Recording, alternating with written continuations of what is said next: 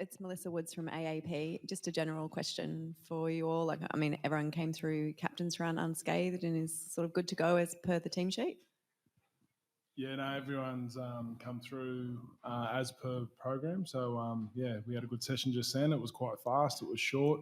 And, yeah, I think that the boys are ready to go.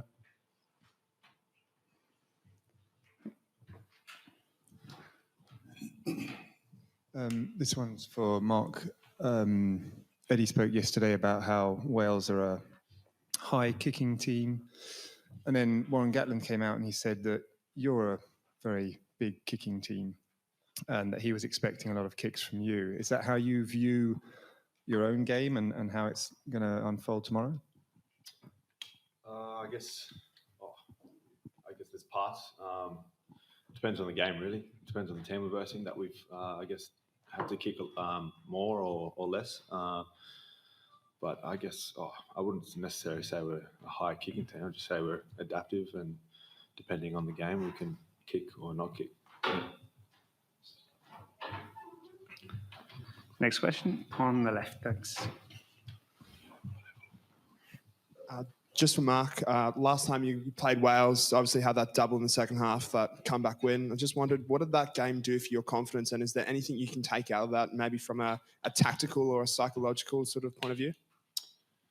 Oh yeah, well yeah, obviously it was a tough game in Cardiff, but yeah, it was good to get the win.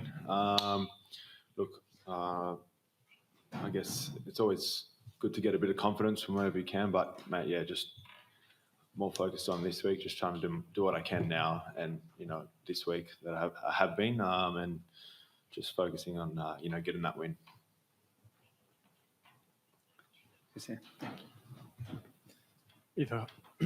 If I can ask two questions to Jason. Jason, what's the field been like in the coaching environment? Obviously, there's a fair bit of scrutiny on everyone at the moment. Yeah, no, in the coaching environment. Yeah, no, it's good. It's obviously we're working really hard to get a win, which is our objective every week. But our process with the players, our preview, our review, our individual work that we're doing with the guys has been. We've done as much as we can to prepare them as best we can. So Eddie's been great. This week he's really probably stepped up even more in regards to just being really clear on what he wants and and what he expects from Wales and how we can negate that and possibly attack their strengths. So that's it's been a big focus for us this week. But as far as the coaching cohesion inside the coaches, meetings and that type of thing, it's been very productive, and we've just been sticking to our process. And there's been a little bit of talk about this eclectic kind of coaching mix that's come together. For someone like you who's in for a couple of months before going back, continuing your rugby league career, how much does this tournament mean to you? Because really you can kind of wash your hands straight after this and continue with league journey. How much does this mean to you? Do you take it personally, the criticism? Criticism. How much does the tournament mean? I'll start with that bit. Anytime you get to represent your country, whether it's rugby league, rugby union, or marbles, I take it really personally, and I understand the magnitude of the size of the World Cup. I've been involved in England's preps to 2019, a little bit after that as well, and then back again now. It's almost it's been a great experience for me, but when I got the opportunity, first thing I thought was, one, to be part of the Cup, two, to work for the Wallabies, and how good would it be to go deep into that tournament and just see what happens, and do everything you can to help that. So, so short answer to your question, it's deeply personal because I'm representing my country here. So, and then on the other side of it, we get to work with one of the leading coaches in the world. So that's a huge thing for me personally as well. The criticism back home, honestly, we're in a little bubble over here, so I think Eddie's dealt with a lot of that by the sounds of it. But back to the question before in regards to the coaching, that's all we've been focused on. How can we get these boys better, and how can we work together with the players to get the result that we want? So it sounds pretty cliche, but that's what we've been doing, and they've been doing a great job at doing everything they can to get themselves better so that we can hopefully get the result tomorrow. Thanks, Jason. Sorry, Jason. I think a bit of the criticism has been around the makeup of the team, with a couple of AFL coaches, a couple of rugby league ones as well, and then coming out of the last game with, I think, 18 penalties and a lot at the breakdown, and the suggestion that there might not be enough technical expertise, I guess, in that area. Are you finding that, you know, a particular area of concern, and how's that kind of being addressed? And do you feel that not having, you know, a full rugby, I guess, coaching staff is affecting the team in that sense? Yeah, well, we've got Eddie, who's fairly experienced, and then we've got Neil Hatley, who's done it his whole life.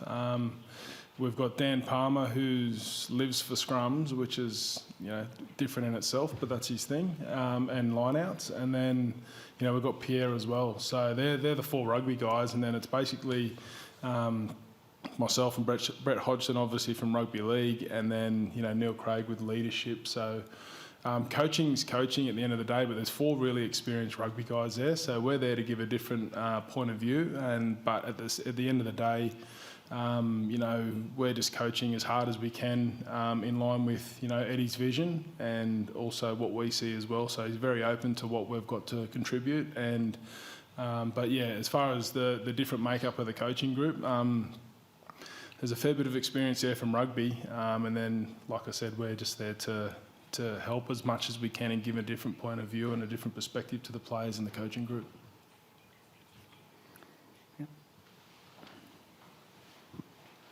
Question for you, Matt. How have you found this experience as a whole? Have you been able to kind of lean in and enjoy it, or has it been tough with the sort of criticism that's flying around and obviously the loss last week? In terms of the criticism, it probably goes over my head a bit. I don't really receive or consume much media, so for me that's not really a concern of mine.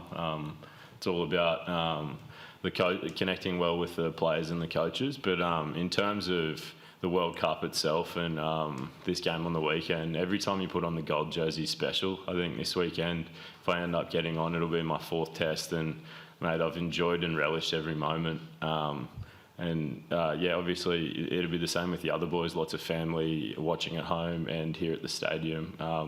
So yeah, like I think with any sport in professionalism, training's always tough, games are always tough, and it's fiercely competitive at the World Cup this year.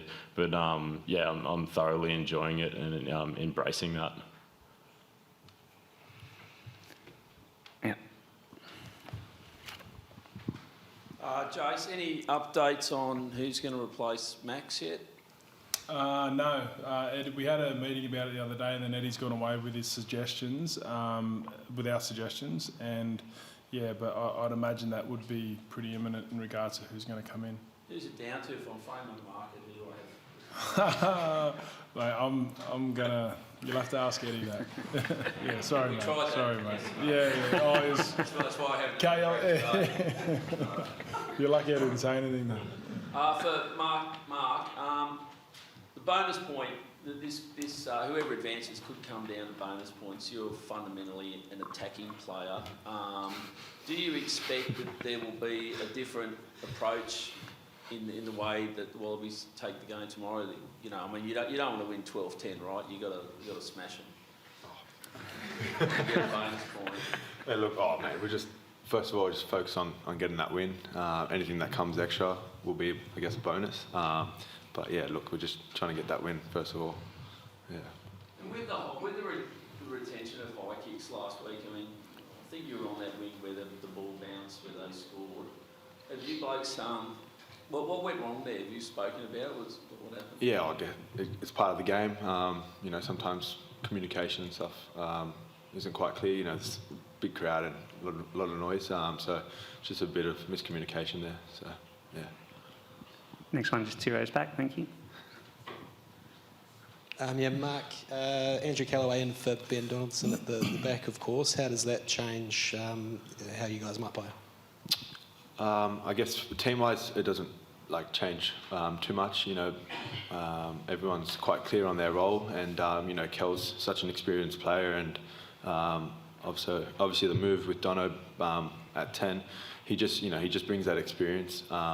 and obviously, yeah, it'll be his first game in a while, so he'll be, looking to get involved and, add a real, energy for the team.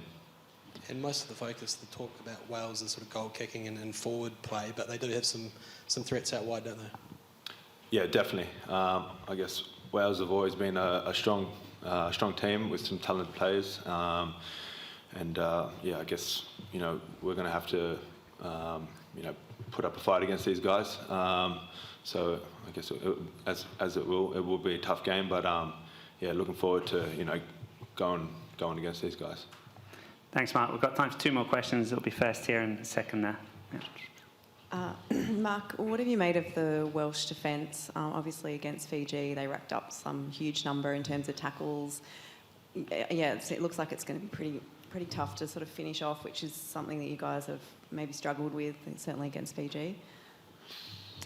Yeah, obviously, they did quite well in that game, but I guess for us, we just got to take confidence in what we can do. I know for myself, I'm really keen to have a crack at these guys. So, as much as they, as much as they can, be good at defence and that, there will be some cracks in the game after we, move them around a bit. So, as a team, we can look for those opportunities, and I'm sure we'll take them. Last one. Jason, you know Eddie very well. He was quite philosophical yesterday about his future, saying, I might get sacked by Rugby Australia, I might stay on. Would you be surprised if he wasn't the coach next year? And has he given an indication, and do you see his vision beyond this World Cup? I see his vision beyond the World Cup. It's one of those things where he hasn't said anything to us, obviously, but just basically watch this space, because there's a big job ahead for the next 4 years with the Wallabies, but which he's started already. So and got some pretty good foundations down. So to walk away from that would be a bit of a surprise, I would think, because there's a lot of green shoots there for the future. I'm not too sure what he'll do, to be honest with you. But it's good to have options by the sounds of it. Okay, thanks everybody. Thank you. Well done, guys. Thank you. Cheers. Thank you very much. I appreciate it. Thanks.